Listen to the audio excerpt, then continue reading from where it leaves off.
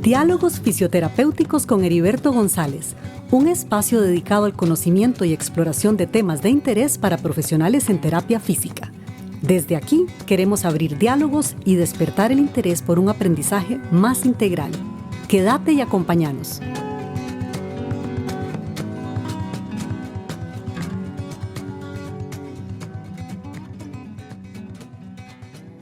Estamos empezando este episodio de Diálogos Terapéuticos con mi amigo, profesor Jairo Alvarado, máster en rehabilitación deportiva. Jairo, ¿cómo estás? Muchas gracias, Heriberto. Muy contento, muy feliz de estar con vos. Ya habíamos hecho un intento de invitación, pero bueno, algunas cosas no lo permitieron y hoy retomamos y eso es importante. Muy Algunas feliz de cosas estar estamos con dando de usted. la pandemia. Sí, antes de la pandemia. Y por no ser un poquito guisotero, dije, tengo que ir antes de que nos caiga otra cosa. Sí, es cierto. Jairo Alvarado es docente, Sí, señor. es terapeuta, especialista en rehabilitación deportiva, es máster en rehabilitación deportiva quisiéramos conocer un poquito de vos, Jairo. ¿Dónde fue que naciste? Ok, yo soy originario acá del área de San Pedro de Montes de Oca. Ujú. eh, y nací acá en el Hospital Calderón Guardia, En el hospital. costarricense, sí. Entonces, de a partir de ahí, pues casi que prácticamente no salí del barrio, me quedé siempre aquí viviendo en el área de San Pedro. ¿Y estudiaste entonces aquí mismo? Sí, señor. Mi carrera universitaria fue acá. En realidad fueron dos. Inicié con educación física, pero hubo una condición que me llamó la atención y me hizo trasladarme hacia el área de terapia física. ¿Qué fue eso? Eh, Coincide con que estudiando educación física, mi padre sufre un accidente de tránsito. Entonces, lo acompañaba en ese momento en el escenario. Y pues me llamó mucho la atención ver que ese profesional, a través de ejercicios, y yo estudiando algo relacionado con ejercicio, lograba hacer una recuperación de lesiones, ¿sí? Claro, había un equipamiento, en aquel momento eran máquinas que de pronto llamaban la atención porque eran más como transistores de sonido y otras Ujú. cosas, ¿verdad? Que lo que hoy tenemos en equipamiento. Pero mucho era la parte de ejercicio. Luego de eso, me corresponde vivir un evento traumático de una lesión que tuvo un primo, ¿verdad? Donde sus dedos quedaron prensados en una máquina de una imprenta Ujú. y cuando ellos salen y quedaron prácticamente los huesos pelados, provocó que también lo acompañara en su momento a las sesiones de rehabilitación y yo dije, ¿qué cargas que son? Y me llamó tanto la atención que me puse a investigar un poco del componente de fisioterapia y en la universidad donde estaba me permitía convalidar bastantes materias y Ajá. pues dejé casi que prácticamente tirado a 2 cuatrimestres de finalizar la licenciatura y me pasé a terapia física. Qué bueno. O sea, digamos que tenías ya en mente em, irte por este campo. Quizás no tanto en la parte terapéutica, ¿sí? Porque yo me financiaba la universidad a través de eh, trabajos en gimnasios. Entonces ya yo estaba involucrado en un mundo, digamos, de ejercicio. Ujú, ujú. Y a través de esa posibilidad que yo tenía, pues también me llamó un poco la atención la condición de poder ser un poco más preventivo dentro del proceso del cuidado del paciente a la hora de hacer el ejercicio físico, entre otras condiciones. ¿Siempre fuiste deportista entonces? Viera que no, esto fue por un condicionante, yo creo que psicológico y social, Ujú. porque saliendo del colegio, si te muestro fotos, era bastante robustito Ajá. y quizás un poco ahí la vanidad, Ujú. ¿verdad? La época adolescente me entró por comenzar esa vía de ingresar a hacer ejercicio y pues inicié en ese mundo y me quedé, tanto así que ese fue el que me dio el paso para ingresar dentro de los procesos que me provocó financiarme la universidad. Entiendo. entiendo. Tienes un máster en rehabilitación deportiva. Sí, señor. ¿Ese máster lo hiciste inmediatamente después de terminar la carrera o esperaste un tiempo como para tomar una decisión respecto a qué maestría deberías hacer? Sí, yo terminé la universidad y en ese momento me correspondió seguir trabajando, ¿verdad? Para la universidad, para pagarme la universidad. Cuando eso sucede, se me abre una posibilidad de trabajar en el equipo de la Universidad de Costa Rica en segunda división. Ujú. Tenía un proyecto bastante ambicioso, tenía un convenio con un equipo mayor, la Liga Deportiva Alajuelense.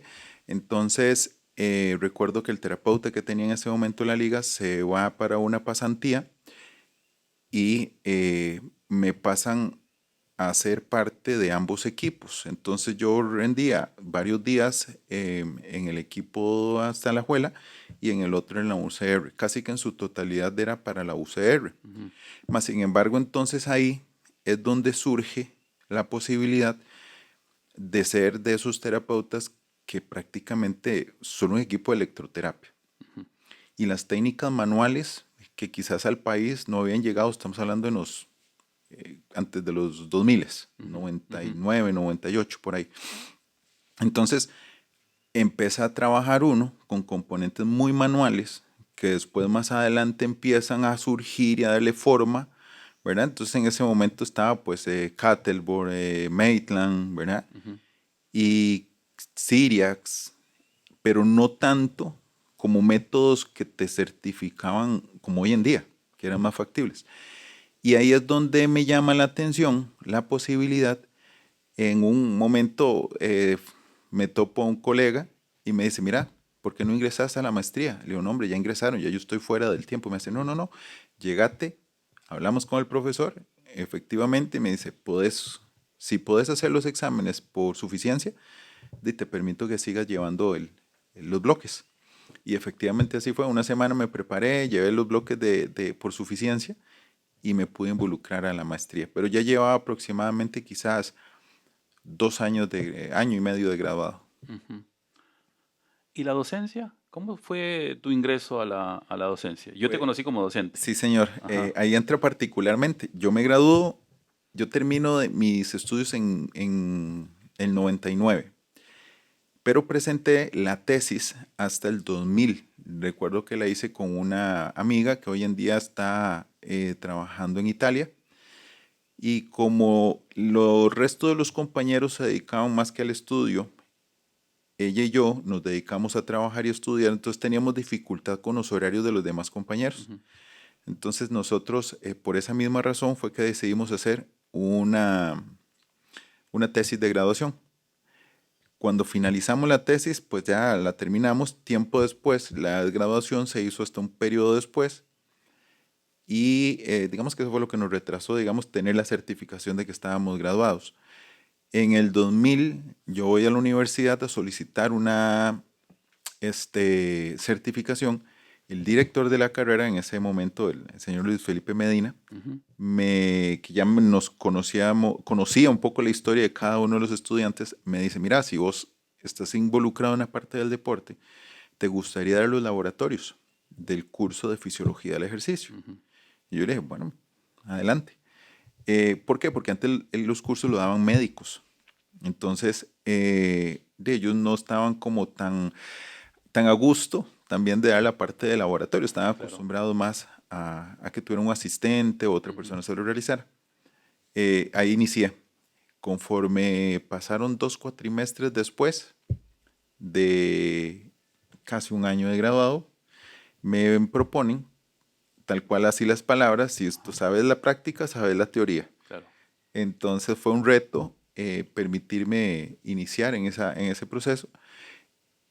Lo inicié y en ese mismo cuatrimestre que inicié un curso de docencia universitaria en la Universidad de Costa Rica. Ujú. Y después ya la universidad como tal me siguió brindando cursos de docencia universitaria.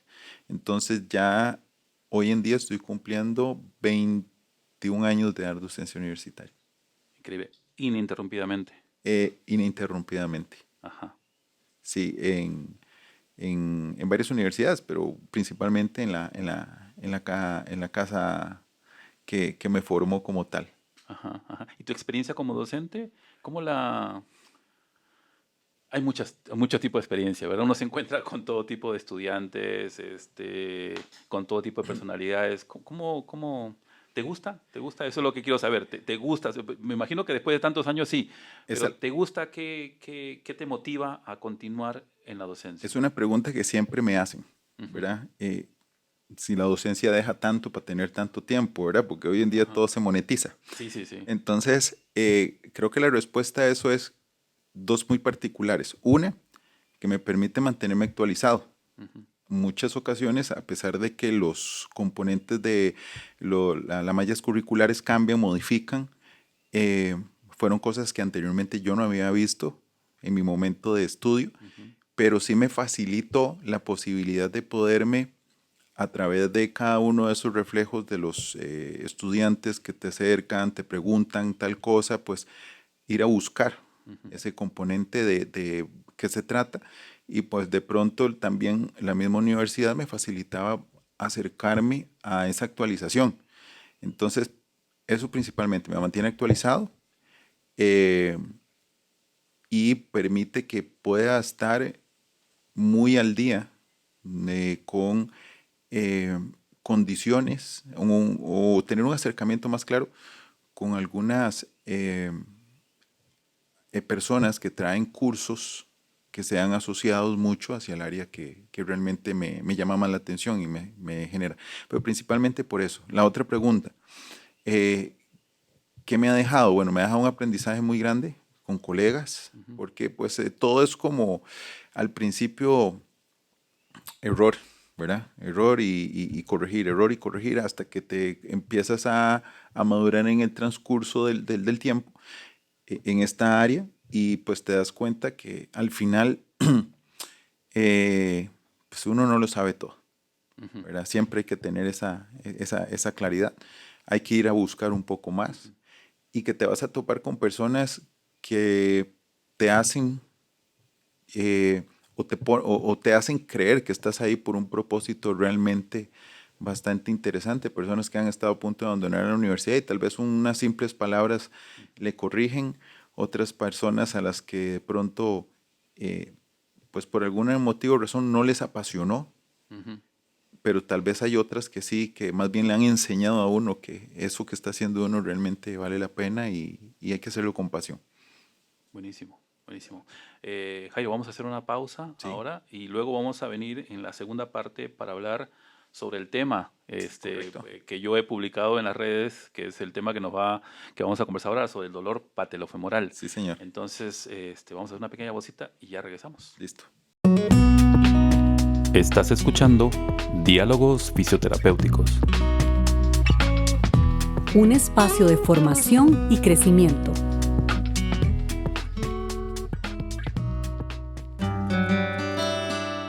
Podés escribirnos a dialogosfisioterapéuticos@gmail.com para hacernos llegar preguntas y sugerirnos temas de interés.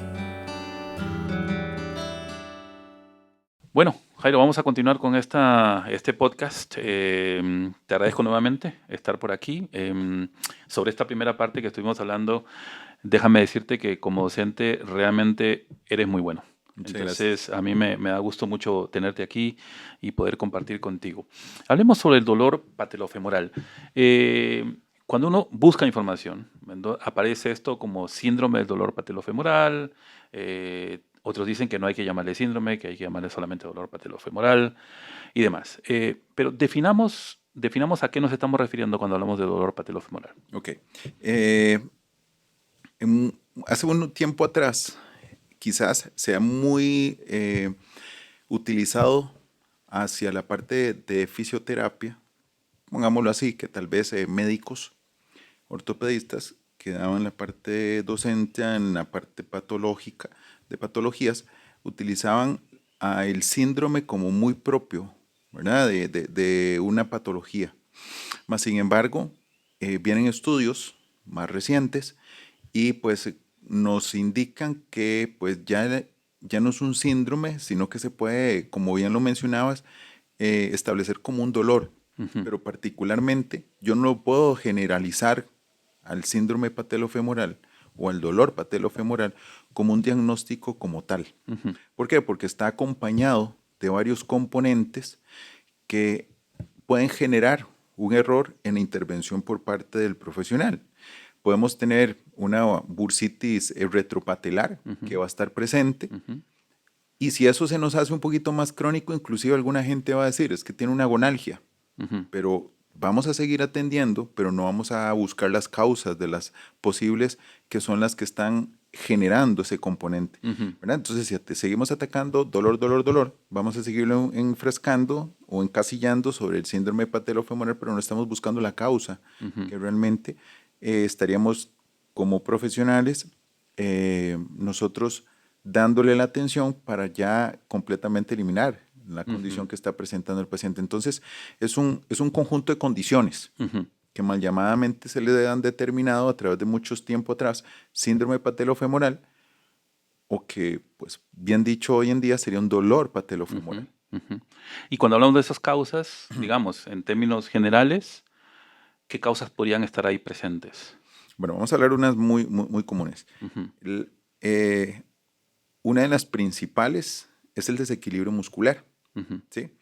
Vamos a hablar de ciertos grupos musculares que van a estar más activos, otros menos activos, que van a estar la persona reiteradamente o repetitivamente involucrándolos, entonces generan una sumatoria de tensiones que no son agradables biomecánicamente. Las posiciones sedentes, ¿verdad? Usualmente tenemos la costumbre de sentarnos y tirar las rodillas como hacia atrás, debajo de la silla. Bueno, eso puede ser un factor irritante frecuente sobre un desequilibrio. La otra es la debilidad, bueno, que es parte de la que ya lo mencioné anteriormente, el desequilibrio muscular. El tipo de calzado que se utilice. Y aquí, pues, probablemente, mientras que no te cierren el programa, pero podemos variar ciertas condiciones. Cuando usted, por ejemplo, hace deporte, dependiendo del tipo de deporte que realice, el más frecuente carrera, el correr, ¿verdad? Que es uno de las personas que hacen carrera, es una de las condiciones que hace referir más esta situación. Entonces, es que yo uso zapatos pronos. Empiezan a correr sin supervisión, ¿te refieres? Sí, pero digamos... o incluso con supervisión. Claro, pero ¿qué lo sucede? Utilizan un zapato que es prono, supino. Es que me hicieron la prueba y yo soy prono y yo no supino. Bueno, la pronación y la supinación puede ser dada también por un desequilibrio muscular. Exactamente. Y pues no necesariamente yo tengo que irme a comprar el zapato prono supino. Lamentablemente, pues a veces no hay un técnico, por decirlo así, especializado en la tienda, ¿verdad? Me van a vender lo que está en promoción o el color o el modelo que más me gustó. Entonces, hacer uso de ese tipo de condición, pues va a ser muy frecuente que vamos a sumarle, ¿verdad?, al condicionante que ya tenía la persona. La otra es la superficie en que la persona se esté desenvolviendo. Por ejemplo, hoy en día muchos corremos en calle y pues las calles tienen una inclinación, ¿verdad?, hacia la cuneta. Entonces, si yo corro 10 kilómetros para arriba con inclinación del lado izquierdo y me devuelvo los otros 10 kilómetros con inclinación del lado derecho, probablemente vamos a tener una afección. La longitud corporal. Tenemos siempre un miembro un poquito más externo, más extenso que el otro, un poquito más largo. Entonces, pues eso nos puede jugar un papel muy fundamental respecto al desequilibrio muscular que vamos a tener, por decirlo así, un lado del cuerpo más vaguito que el otro. Entonces, pues obviamente también juega un papel fundamental. Y también está, por ejemplo, una retroversión pélvica, por ejemplo, podría ser, o una retroversión del cuello del fémur. Sí, todos, esos son... Que son como cosas más propias, digamos, sí. de la persona. Que si ya solo empezamos a trabajar, pues se las trae su tema, ¿verdad? La retroversión y la anteversión, por ejemplo, a la hora de hacer ciertos tipos de ejercicios y cómo inciden en el posicionamiento del pie. Lo otro también es la hipomovilidad que se da en el tobillo. Ya que estamos hablando de la rodilla y estamos hablando del tobillo. Exactamente. Estábamos hablando de la rodilla y vos mencionaste la cadera. Ujú. Entonces, por eso es que hay que hacer un análisis que no depende solo de la rodilla, sino de varios factores biomecánicos que estén asociados. La hipomovilidad, que no va a permitir en una persona, inclusive en su deambulación, poder hacer una rotación tibial tan simple. Entonces, pues me va a generar más hipomovilidad, mayor irritación a la hora de meter el impacto. Sumando que, por ejemplo, cuando nosotros, pongo el ejemplo de correr, puede ser saltar la Suiza, otro ejercicio. Usualmente tenemos que multiplicar nuestro peso por 8 en tobillos, por 6 en rodilla y por 4 en caderas. Y si tengo todo un desequilibrio muscular o todo un componente favorable a alineaciones no aptas, con mucho más razón me va a generar más posibilidad de desencadenar este síndrome. Ok, entonces estaríamos hablando de que hay personas que tienen más posibilidades de padecer de dolor patelofemoral que otras. Sí, más sin embargo, las dolencias se van a referir sobre otros puntos, algunos sobre el ligamento colateral externo, otros lo van a referir directamente, que es lo que más común se va a presentar, el dolor retropatelar, que volvemos a insistir, cuando se vuelve crónico la gente lo confunde con una gonalgia. Igual el mismo, por su posición, el colateral interno, que más bien va a desencadenar una pata de ganso y después una pesancerina. E inclusive algo un poco por esa constante cronicidad de irritación, una inflamación de la grasa de Hoffa, que es bastante lenta de poderlo liberar. Y eso en la cara, digamos, anterior, ¿verdad?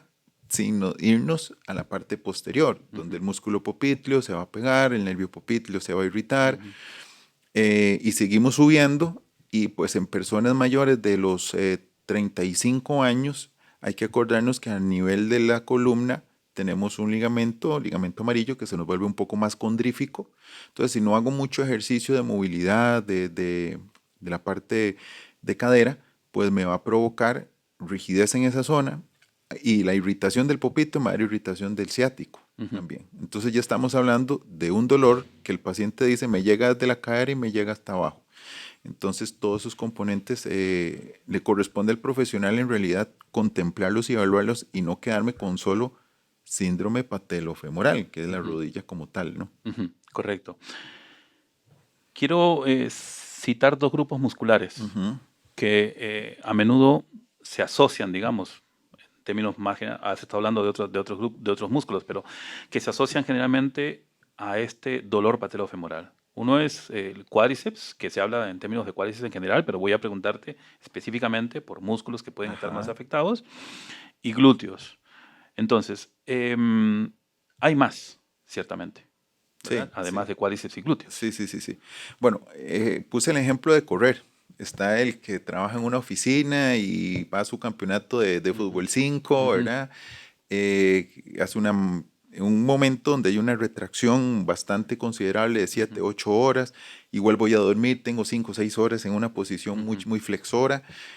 Y la hora o los 45 minutos que me expongo de máxima tensión, el cuerpo te la detona en otras molestias. Usualmente, y es muy común, que, por ejemplo, tanto hombres y mujeres les guste tener un cuádriceps bien bonito para mostrar, ¿verdad? Se les olvida que tenemos un componente posterior. El isquiotibial es un grupo muscular que nos va a permitir, y que poco se trabaja, tener la posibilidad de generar una gran estabilidad sobre el componente pierna en general. El cuádriceps sí se irrita. El cuádriceps se irrita bastante en su porción externa, ¿sí? Pero no solamente el cuádriceps, sino vamos a tener, aquí vamos a aclarar, al músculo tensor de la fascia lata y toda la fascia lata. Entonces, tengo que contemplar que que casi en su mayoría vamos a tener un hipertono en ese sector y un hipotono en el vasto interno, que por ende, por carga, va a irritarme al aductor. ¿Sí? Entonces, me hablabas del glúteo, por supuesto. El glúteo junto con el isquiotibial vendrían a ser dos grupos musculares que le van a dar mucha estabilidad, que pocamente lo trabajamos. Y lo digo pocamente porque hoy en día mucha gente, lo podemos mencionar también, hace sentadillas o peso muerto, pero quizás no hace la activación correspondiente del grupo muscular porque falta buena activación de su core, ¿verdad? Que este es otro tema también amplio. Que vamos a hacerlo en algún momento. Sí, y provoca precisamente que no tenga esa activación del glúteo y el isquio. ¿Verdad? Entonces, para mí la sentadilla vuelve a ser o se convierte en un ejercicio bastante complejo, ya que es una activación unipodal en un componente bipodal de descarga de peso. Entonces, si yo tengo un desequilibrio más de un lado que del otro, pero quiero ser equilibrante, volvemos a lo que inicialmente comentamos, cómo está el posicionamiento retro ante de la parte del sacro, ¿verdad? Y entonces, cómo vamos a trabajar esa condición. Pero ya cerrando la pregunta, sí, el glúteo tiene un factor bastante importante, pero sí también activo al isquio. Y con respecto a la parte del cuádriceps, el vasto externo junto con el tensor de la fascia lata va a dar una gran irritación también. Claro. Y eso viene a continuación precisamente de lo que quiero mencionar sobre el ángulo Q, ¿verdad? El famoso ángulo Q marcadamente tendiente siempre hacia digamos que se marca mucho más cuando hay mucha mayor tensión de ciertos grupos musculares, por ejemplo, como el cuádriceps y específicamente del vasto externo, que hace que se marque eso, que hay una debilidad de ciertas regiones y que incluso lo que mencionabas de la banda iliotibial, de la cinta iliotibial, que hace una marcada todavía movimiento lateralizado de la pierna. ¿Qué componente, en qué sentido el análisis de este ángulo nos puede dar información, por ejemplo, para evaluar en casos de dolor patelofemoral? Ok. Principalmente sobre la rodadura condilia. Ok. Algunas personas tienen un plato condilio un poco más pequeño, otros mucho más grande. Sobre ese mismo desequilibrio muscular podría favorecerse un varo, un valgo de rodilla, un varo, un valgo de tobillo, que ya desde la base voy a tener modificación. Entonces, el ángulo Q se creía que era un factor incidente si no cumplía los rangos la persona de grados que corresponden en su medición. Más sin embargo, lo puedo tomar como un factor de medición en cuenta, pero más no como el determinante de que eso se va a presentar. ¿Por qué razón? Porque si tengo una persona con un valgo y yo logro que se introduzca a hacer ejercicio, o cuántas personas hay en la calle haciendo, o en los centros de condicionamiento, ejercicio sin saber que está muy marcado el valgo. Dicen, no, es que yo cuando era chiquitito tenía las piernas torcidas, pero nunca hubo un efecto correctivo. Si logro que la condicionante en una muy buena evaluación al introducirme al ejercicio físico corrija esa condición muscular y tenga estabilidad muscular, pues le podría brindar la posibilidad de que mejore. ¿Qué pasaba anteriormente? ¿Cuántos futbolistas a través de la historia hemos tenido con problemas de rodilla, incidentes porque su ángulo Q en su inicio no permitía que fuera apto para hacer el ejercicio, pero tampoco hubo un componente de mejora en acondicionamiento físico como quizás hoy en día sí existe? Si vuelvo a reiterar lo anterior, si se logra hacer el ángulo Q como un referente de esa condición de la persona, más no como un determinante evaluativo, me podría permitir determinar o diagnosticar cuáles son esos grupos musculares a los cuales les puedo hacer más énfasis en un plan de ejercicio individualizado que permita dar una corrección estable, porque al final, sí, yo puedo tener mis huesos que son parte de mi formato, pero la parte muscular juega un factor también fundamental.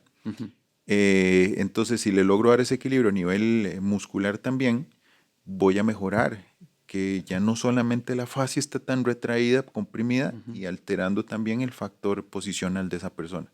Sí, y me gusta esa respuesta que das porque precisamente una de las cosas que se mencionan con respecto al ángulo Q, si fuera estrictamente la razón, digamos, entonces las mujeres estarían en desventaja para hacer Totalmente. ejercicio porque tienen mayor ángulo Q. En Totalmente. general tiene mayor ángulo Q que los hombres y sin embargo el dolor patelofemoral está presente en un gran número, digamos, porcentualmente hablando, básicamente sería el mismo porcentaje en términos de hombres y mujeres en Mira, cuanto al... te lo voy a poner de esta forma.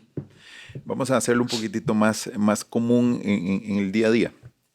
Está más frecuente en el ciclista, en el que hace CrossFit, en el que sale a correr, que esa persona ancha de caderas, hombre-mujer, de origen sedentario, ¿sí? Que quiso ir a hacer al salón comunal de cerca de su casa las clases de zumba, de funcional, y es más factible en las otras personas que tienen un ángulo Q, que si lo midiéramos mediría que es más apto que en esas personas donde no es apto el ejercicio por su ángulo Q, y es lo menos que refieren. Vamos a referir tal vez quizás menos condicionantes sobre la parte de rodilla. Entonces es ahí donde me confirma que sí, puede ser un factor, lo puedo considerar un factor evaluativo, pero no un factor determinante. Determinante, correcto. Hablemos de cómo hacer una evaluación diferencial con una jofitis, por ejemplo. Es bastante, diríamos, confuso, ¿sí? Pues bueno, se propondría usualmente buscar las causas que están en esa zona, porque le llego al diagnóstico de la jofitis, pero no le estoy llegando a la condición. Problema vascular, desde la zona popitlea, irritación del nervio en zona popitlea es un factor bastante a considerar. También ya ahí necesitaremos un poco de ayuda de imágenes radiológicas para descartar que exista calcificación del tendón patelar, ¿verdad? El rotuliano, perdón. O que exista una entesis inclusive de esa área. Que serían algunas condiciones que en algunos casos se ha evidenciado que confunde la presencia de una jofitis ahí. La plica es un factor que también involucra mucho en la persona cuando queda constantemente irritada o se está irritando constantemente. Entonces podríamos irlo poco a poco tomando en cuenta esas condiciones como para ir descartando el componente de esa inflamación de la jofa. Perfecto. Hablemos del ejercicio terapéutico, finalmente, ya para ir dejándote ir. En términos generales, cuando una persona llega a tu consulta, y esto lo digo porque seguramente nos están viendo colegas, ¿qué se recomienda en términos de ejercicio terapéutico? Y voy a citarte esto, pero igual puedes ampliar mucho más. ¿Ejercicios en cadena cinemática cerrada o en cinemática abierta? ¿O hay que empezar por una y terminar con otra? ¿O hay que evaluar? ¿O depende de cada caso? Sí, bueno. La readaptación deportiva, que vendría a ser esa dinámica de involucrar nuevamente al paciente, sea deportista, sea oficinista, sea ama de casa, pero al final termina siendo un paciente. A esa persona, a sus actividades, tanto de vida diaria como actividades físicas, bueno, la mayoría viene aquejando que fue cuando comenzó o inició un proceso de actividad física. Deberían ir acompañadas, aparte del diagnóstico inicial, de la posibilidad de generar esa inducción del ejercicio a través de cadenas cerradas. ¿Ok? Es que es una persona deportista y él yo sé que me logra. Bueno, hagamos la inducción a través de cadena cerrada de 2, 3 ejercicios que si los quieres los puedes tomar como una activación muscular, como un calentamiento, pónganle el nombre que quisieran, pero que se inicie bajo ese factor. Y ahora sí, empecemos a inducir al paciente en posiciones que sean favorables a su desarrollo físico. Vamos a ver, vamos a comenzar con una posición en decúbito supinio, con decúbito prono, podemos pasar a la posición sedente y ya empezamos a hacer la bípeda. Siempre, ¿para qué? Para ver si la persona que queda con esa sensación de desconfianza logra, a través de esa activación que vamos a ir alcanzando del ejercicio, retomando esa confianza para poder hacer las descargas de peso, la marcha adecuada, el gesto, ya sin sensación de dolor. Entonces, mi recomendación, y por un efecto también neuromuscular, es iniciar bajo el componente de cadena cerrada y pues progresivamente ya ir involucrando las cadenas abiertas que me van a llevar paralelamente inclusive a ser componentes de propiocepción. Ok. ¿Y qué dirías tú, por ejemplo, si una persona a quien se empieza a hacer una activación, un trabajo en cadena cinemática cerrada, refiere dolor? Y eso lo pregunto nada más porque la siguiente pregunta va a referirse en qué momento un terapeuta físico debe pensar en la posibilidad de referir a un paciente a otro profesional. Pero, digamos, refiere dolor, y eso no significa que está haciendo mal un ejercicio, no significa que está haciendo una mala intervención. Pero ¿qué pasa cuando una persona empieza a hacer ejercicio terapéutico en estos casos específicos y refiere que con el ejercicio manifiesta dolor? ¿Se cambia el ejercicio? ¿Se modifica la carga?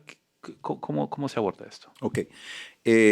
Ya hubo un análisis biomecánico que determinó cuál había sido la causa. Seguimos bajo ese mismo análisis en el cual vamos a determinar qué factores generaron eso. Entonces, si yo tengo por ejemplo, se me ocurre un esguince de tobillo, no voy a comenzar haciendo ejercicios con el mecanismo que facilitó esa condición. Pues muy probablemente me va a referir dolor, el tejido está en un proceso de recuperación, tomando en cuenta que hay tiempos del proceso de sanación o de la recuperación de los tejidos. Tengo que ir también pensando que la persona va a tener dolor, ¿verdad? Todavía hay edema, puede haber algunas rupturas de fibras y pues es normal que el organismo fisiológicamente me esté mandando señales de dolor. Puede hacerlo, claro, yo recomendaría que tenga un dolor 3-4 en la escala de dolor que más le guste trabajar. Eso todavía sigue siendo bajo un concepto hoy en día inclusive permitido, que el paciente sienta dolor en su ejercicio, pero en una escala que sea considerablemente tomada en cuenta, que es apta, por llamarle de alguna manera. Ahora, cambiamos el ejercicio. Claro, lo podemos variar, pero siempre en función de que el paciente, que ese movimiento que voy a modificar sea factible a la persona, a dejarle un componente que active nuevamente su función neuromuscular. Si le cambio solo porque no sienta dolor el ejercicio, pues no me va a ser tan funcional al final. ¿Por qué? Porque si voy a hacer aquí un poquitito más de polémica. Por ejemplo, si yo pongo un paciente, en dado caso, con el mismo esguince, con una electrofortalecimiento, el paciente no anda con un equipo diariamente para electrofortalecerse, ¿sí? Por lo cual yo buscaría la forma más bien de generarlo con un ejercicio isométrico de cadena cerrada. ¿Que hice una progresión? Bueno, me voy a la regresión del ejercicio, facilitándole tener la posibilidad de que le permita tener la confianza. Lo que tenemos que hacer es brindarle confianza. Exactamente. Jugamos un factor psicológico muy importante. Eso es importante. 1, para que el paciente confíe en nuestro trabajo. 2, para que también me haga las tareas. Porque hay un factor particular en cada vez que nosotros generamos intervención. Tenemos que hacer, aparte del diagnóstico, la parte interventiva, preventiva, la educacional. Al paciente tenemos que educarlo en las palabras más sencillas posibles y dejarle tareas para comprometerlo con el componente de rehabilitación al que se va a someter. Bueno, haceme tales y tales, aunque sean correcciones de su silla, de su cama, de su postura, que yo me encargo también de ayudarle en otro. Entonces, ese segmento me va a permitir favorecerle en esa condición. La pregunta que también me habías hecho, ¿en qué momento yo cambio, modifico la referencia a un paciente? Yo, por ejemplo, me dedico al área ortopédica y deportiva. Si a mí me llega un paciente neurológico, yo sé que ahí no, porque yo sé que estoy limitado. Que yo lo vi, que yo lo sé, que lo estudié, sí, claro, sé hacia dónde va el fundamento, pero no es mi área, sé que hay un profesional que está más en ese componente. Han llegado personas con problemas de espalda, los he referido con profesionales o colegas que han tenido una especialización más en el componente de la columna,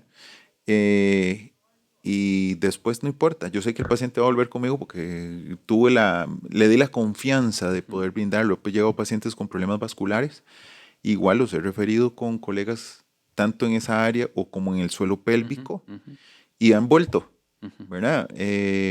Porque saben que hay alguien con los que pueden confiar, que yo le dije, mira, esta no es mi área, te lo voy a dejar a otra persona que sé que tiene la capacidad profesional también de poderle brindar esa ayuda. Entonces yo creo que también en ese segmento de dónde brindarle a un paciente esa condición es cuando usted también tenga la consideración de profesional de decir, hasta aquí no puedo más. Creo que voy a tener que brindárselo a otro paciente. Y hay casos de casos, hay casos en los que uno, pues por más que le ha hecho, ha llevado la tarea, los has estudiado, se va a encontrar con factores limitantes, y pues ahí es un muy buen momento para considerar la posibilidad de una ayuda tecnológica, manual, profesional, para pedir esa ayuda correspondiente. Jairo, te agradezco muchísimo por este tiempo que has dedicado para esta entrevista. No sé si he dejado alguna pregunta allí o alguna cosa que yo no te he preguntado y que quieres decir sobre este tema. No, creo que seguiría la secuela de consultas que pues quizás te harán muchas otras personas, y pues para eso estamos, ¿verdad? Como lo dije anteriormente, hemos estudiado a través de mucho tiempo, hemos tenido la posibilidad de tener experiencias bastantes, tanto fuera, dentro, desde momentos muy llamativos, ¿verdad? A nivel de mundial, hasta condicionantes que han sido con el propio familiar. Y pues esas experiencias son las que le han ido enriqueciendo a uno la posibilidad de ir brindando todas estas condiciones que uno ha venido viendo, y creo que eso es lo que lo hace pues también compartirlas para las vivencias de otros profesionales que quisieran aportar un poco más sobre el componente, ¿verdad? O que quieran aprender también de este concepto. Se nos hizo muy corto el tiempo, muy rápido. Muy corto, sí. Pero esperemos pronto o hacerle la secuela del tema en preguntas o consultas, y si no, pues encantado de volver a sí, compartir. y que sepan las personas que voy a tenerte de nuevo por aquí tratando algún par de temas más que los que hemos conversado, y espero que, pues, igual, si hay preguntas por allí, podríamos trasladártelas para que podamos resolverlas. Con todo el gusto, aquí estamos. Muy Te amable, agradezco Heriberto. muchísimo por este tiempo. Un placer. Bien. Igualmente. Muchas gracias. Igualmente. Muchísimas gracias. Y así termina Diálogos Fisioterapéuticos con Heriberto González. Un podcast de ICATEMA y HG Producciones, dedicado a vos, que sos profesional en terapia física. Grabación, guión y dirección, Heriberto González.